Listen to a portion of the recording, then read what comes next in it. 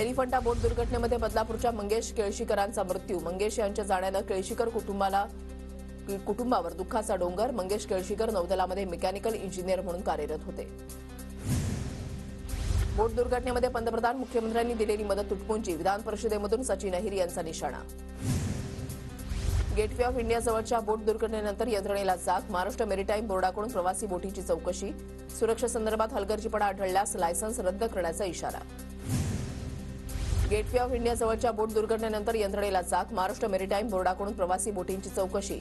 सुरक्षेसंदर्भात हलगर्जीपणा आढळल्यास लायसन्स रद्द करण्याचा इशारा. एलिफंटा बोट दुर्घटनेनंतर रायगड जिल्हा प्रशासन सतर्क. अलिबागच्या मांडवा जेट्टीवर पर्यटकांची सुरक्षा वाढली. बोटीतून प्रवास करणाऱ्या प्रवाशाला लाईफ जॅकेट पुरवण्याचा निर्णय. संघाची लहानपणापासूनचं नातं. माजी संघाच्या शाखेतूनच सुरुवात झाली.